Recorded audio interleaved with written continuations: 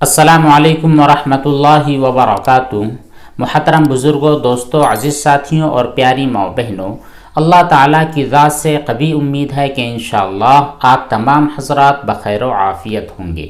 ہم اپنے سوالات اور ان کے جوابات کا سلسلہ آگے بڑھاتے ہوئے آج کے ایپیسوڈ میں بہت سارے جوابات دینے کی کوشش کر رہے ہیں۔ آپ ان تمام سوالوں اور ان کے جوابات کو غور سے خود بھی سنیں، اپنے دوست و احباب اور گھر والوں کو بھی ضرور سنائیں۔ سب سے پہلا سوال کیا ہے ایک محترمہ نے، کہتی ہیں السلام علیکم مفتی صاحب، اگر کوئی شوہر ایسا ہے جو اپنی بیوی کو طلاق کے مسائل سمجھا رہا ہے، طلاق کے بارے میں کچھ ڈسکشن ان کے درمیان جاری ہے،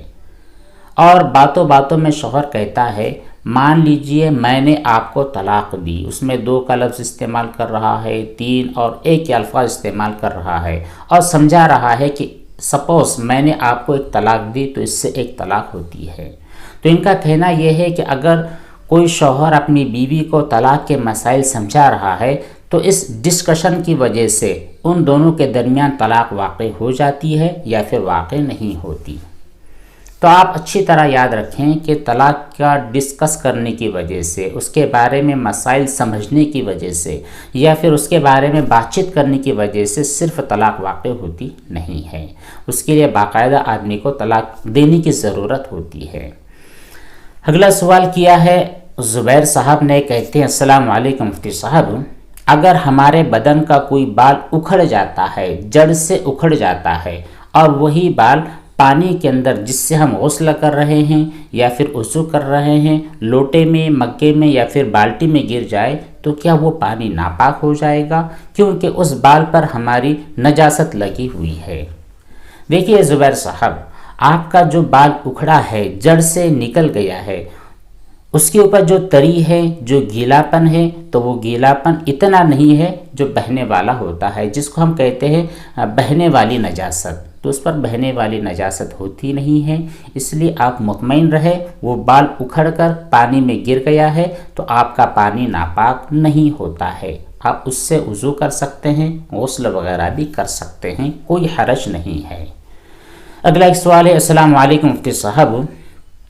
انڈے کا چھلکا کھانا پکاتے ہوئے سالن میں گر گیا اور کھاتے وقت منہ میں آ گیا ہے تو اس کے کھانے کی وجہ سے ہمارے کھانے کا حکم کیا ہوگا؟ کیا ہمارا کھانا ناپاک ہو چکا ہے؟ دیکھیے انڈے کا جو چھلکا ہوا کرتا ہے وہ چھلکا اپنے ذات کے اعتبار سے ناپاک نہیں ہوتا ہے۔ اگر اس چھلکے پر کوئی نجاست نہیں ہے، کوئی ناپاکی نہیں ہے، آپ نے چکن شاپ سے خریدا ہے اور اس کے بعد ابالنے کے لیے پانی میں ڈال دیا یا پھر اسی کو ہاتھ لگا کر کھانا وغیرہ بنا رہے ہیں، یہاں تک کہ اس کا چھلکا آپ کے کھانے میں گر گیا ہے، تب بھی کوئی ناپاکی کا حکم نہیں ہوتا۔ ہاں اگر چھلکا ہی نجس تھا، اس پر خون لگا تھا یا پھر اس کے اوپر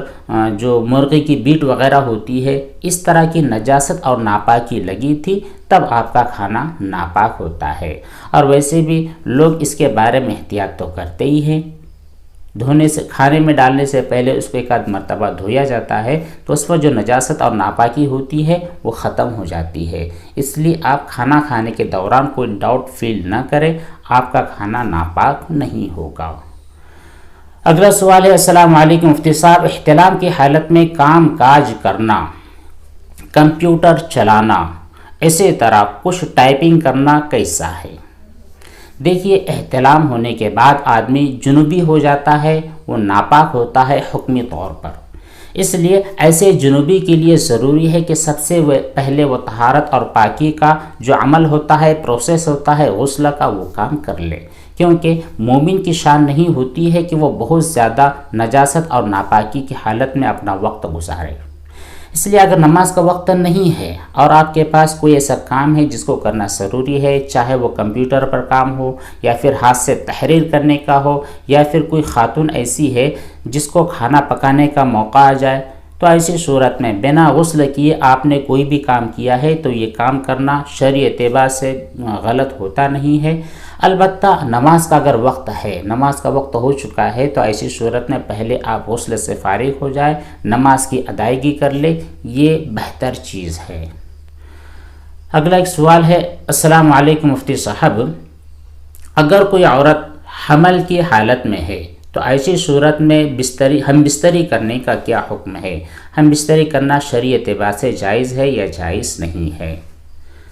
حمل کی حالت میں بیوی سے ہم بستری کرنا بالکل جائز ہے، حرام اور گناہ والی بات نہیں ہوتی ہے۔ حرام اور گناہ والی بات ہوتی ہے حیض اور نفاس کی حالت میں، جن دنوں میں عورت ناپاکی کے ساتھ ہوتی ہے، یعنی ماہواری کا خون آتا ہے یا پھر بچے کی پیدائش کے بعد جو خون نکلتا ہے جس کو ہم نفاس کا خون کہتے ہیں، ان دونوں اوقات میں ہم بستری کرنا حرام ہوتی ہے۔ البتہ حمل کی حالت میں ہم بستری کرنا ناجائز، گناہ اور حرام والی بات نہیں ہے، بالکل اجازت ہے۔ لیکن اگر ڈاکٹر نے یا پھر سائنس کہتی ہے، جس کو ہم میڈیکل سائنس کہتے ہیں، میڈیکل سائنس کا کہنا اگر یہ ہو کہ حمل کی حالت میں ہم بستری کرنے کی وجہ سے عورت کو تکلیف ہو سکتی ہے یا پھر بچے کو ڈسٹربنس ہو سکتا ہے، تو ایسی صورت میں بچنا یہ ضروری ہوگا۔ بہرحال صرف حمل کی حالت میں ہم بستری کرنا یہ گناہ والی بات نہیں ہوتی ہے۔ اگلا ایک سوال ہے، السلام علیکم، بینک چلانے کے لیے اگر ہم اپنی جگہ کرائے پر دینا چاہتے ہیں تو دے سکتے ہیں یا نہیں؟ جی دیکھیے، بینک چلانے کے لیے آپ اپنی جگہ یا پھر آپ کا کوئی فلیٹ ہے وہ فلیٹ دینا چاہتے ہیں، جگہ دینا چاہتے ہیں، پلاٹ دینا چاہتے ہیں، تو اس کے بارے میں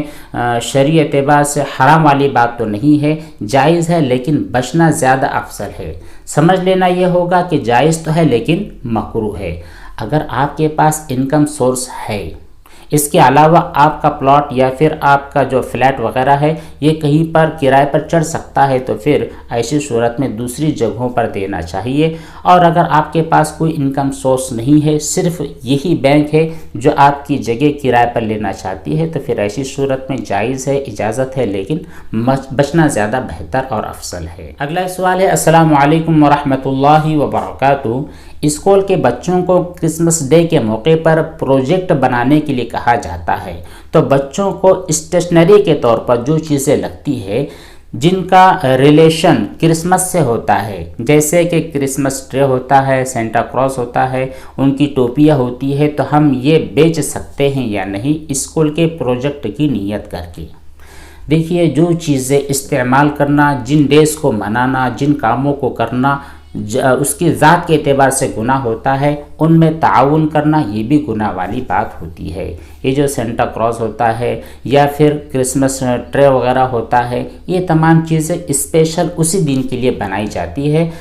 لہذا ایسی چیزوں کو آپ اپنے اسٹیشنری کی دکان میں بالکل فروخت نہ کریں، ان کا بیچنا شرعی اعتبار سے بالکل ناجائز اور گناہ والی بات ہے۔ اگلا ایک سوال کیا ہے، ایک خاتون نے کہتی ہیں، کپڑے پر کتے کا جسم لگنے کی وجہ سے کیا ہمارا کپڑا ناپاک ہو جائے گا؟ اور اس کپڑے کو کوئی دوسری چیز لگ جائے تو کیا ٹچ ہونے کی وجہ سے وہ چیز بھی ناپاک ہو جائے گی؟ دیکھیے، کتا جس وقت بالکل سوکھا ہے، اس کے جسم پر کوئی نجاست نہیں، نہ اس کا لعاب اس پر لگا ہے، نہ اس کا پسینہ ہے، نہ ہی کوئی پانی لگا ہے، اور نہ ہی کوئی کیچڑ وغیرہ لگا ہے۔ کتے کا جسم مکمل طور پر خشک ہے، سوکھا ہے، تو ایسا کتا آپ کے جسم پر، آپ کے کپڑے پر لگ جائے تو آپ کا کپڑا، بدن ناپاک نہیں ہوگا۔ لیکن آپ کو پورا یقین ہے کہ کتے کے جسم پر تری لگی ہے، اس کا پسینہ لگا ہے، یا یہ کہ اس پر پانی وغیرہ گرا ہے، یا پھر یہ کہ اس پر کوئی نجاست لگی ہے، تو ایسی صورت میں جب وہ آپ کے کپڑے کو ٹچ ہو جائے، آپ کے بدن کو ٹچ ہو جائے، تو وہ چیزیں ناپاک ہوتی ہے۔ اگلا ایک سوال ہے، کیا وضو میں کانوں کا مسح کرنا اور کانوں کے اندر انگلی کو گھمانا فرض ہے یا پھر سنت ہے؟ اگر کوئی آدمی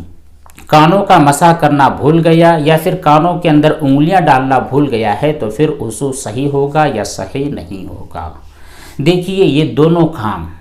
سر کے مسح کے اندر کانوں کا مسح کرنا، اسی طرح کانوں کے مسح میں اندر جو ہول ہوتے ہیں وہاں پر انگلیوں کو گھمانا، یہ دونوں عمل سنت ہے، فرض نہیں ہے۔ اس لیے اگر آپ بھول گئے ہیں، کسی وضو میں یہ رہ گیا ہے، تو پھر گناہ والی بات نہیں ہے، اور آپ کا وضو بھی مکمل طور پر صحیح ہو جاتا ہے۔ پٹھان الیاس صاحب فرماتے ہیں، السلام علیکم مفتی صاحب، نماز کے وقت پائجامہ یا پھر پینٹ کو ٹخنے کے اوپر ہونا ضروری ہے یا پھر ٹخنے کے نیچے رہا تو نماز کی ادائیگی ہو جائے گی یا نہیں ہوگی؟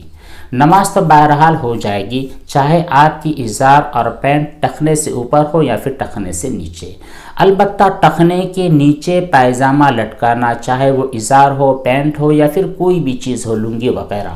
ٹخنے کے نیچے لٹکانا دونوں صورتوں میں گناہ ہے، نماز کی حالت میں بھی اور ویسے ہی عام طور پر آپ گھوم رہے ہیں، پھر رہے ہیں، آفس میں کام کر رہے ہیں اور کوئی جاب اور نوکری وغیرہ کر رہے ہیں، تو ہر حال کے اندر آپ کے ٹخنے کھلے ہونا ضروری ہے۔ ٹخنے کے نیچے ازار وغیرہ پہننا ہر حال کے اندر حرام اور گناہ والی بات ہے۔ اگر نماز کے پہلے آپ اٹھانا بھول گئے ہیں، اوپر کرنا بھول گئے ہیں، تو نماز کے اندر ایک ہاتھ سے اوپر کر سکتے ہیں۔ اسی طرح نماز کے پہلے بھی اوپر سے کمر کی طرف سے اس کو فولڈ کر لیا جائے، اور اگر آپ کے پاس سہولت ہو، آپ کے پاس تھوڑی بہت ہمت اور جرأت ہو، تو اپنے ٹیلر کو کہہ کر ازار کو اونچا ہی سلوانا چاہیے، اور اگر اس نے نیچے کر دیا ہے تو کٹوا کر درست کر لینا چاہیے۔ اگلا سوال ہے، السلام علیکم، وضو میں پاؤں کی انگلیوں کا خلال کرنا فرض ہے، واجب ہے یا سنت ہے؟ اگر وضو کے دوران خلال کرنا بھول جائے تو کیا نماز صحیح ہوگی یا پھر صحیح نہیں ہوگی؟